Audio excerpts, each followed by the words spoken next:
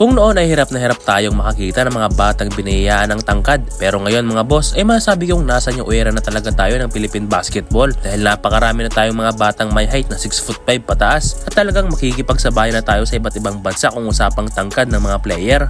Kagaya na lang ng batang pag-uusapan natin ngayon mga boss na si Mark J. Dulin. Siya ay isang 6'5" combo guard ng FAU Baby Tamaraw. Karamihan na yata ng mga batang magaling na forward ngayon ay nasa FAU na, kagaya na Napasinos, Carino at Dagkutan. Well, ang batang si Mark Dulin ay isang 16 years old lang at siya ay tubong Cabuyao, Laguna.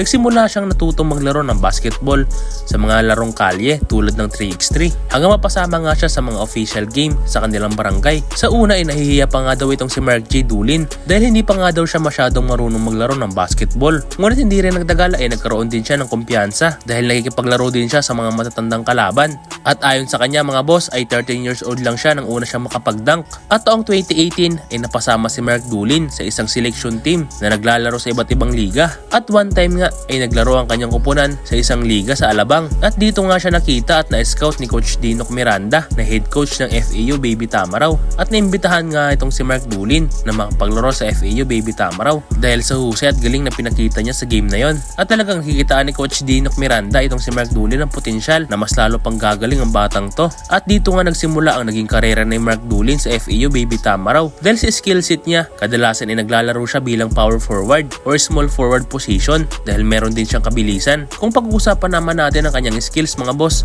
ay meron siyang athleticism na kahit 6'5" ang kanyang tangkad ay meron siyang kabilisan, mataas din siyang tumalon at masasabing isang high flyer. At ang nagustuhan ko pa sa kanya ay ang kanyang free throw percentage ay napakataas at maaasahan din siya sa depensa at maayos din ang kanyang ball handling kaya nakakaya niyang mag court to court dribble.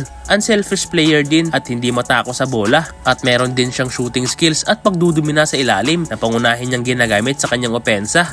At minsan na rin siyang nag-try out sa Gilas under 17. Ngunit hindi siya nadala. Ngunit okay lang yan mga boss dahil 16 years old pa lang siya. Pwede pa siya makapaglaro sa FIBA under 18 sa 2026. Ngunit sana lang ay hindi totoo ang usap-usapan na palakasan daw ang nagiging sistema sa batang Gilas sa loob. Kaya hindi nakakapaglaro ang karapat-dapat at magagaling ng mga batang Pilipino. At ito mga boss, ang highlights ni Mark J. Dulin at kayo na ang bahalang humusga mga boss.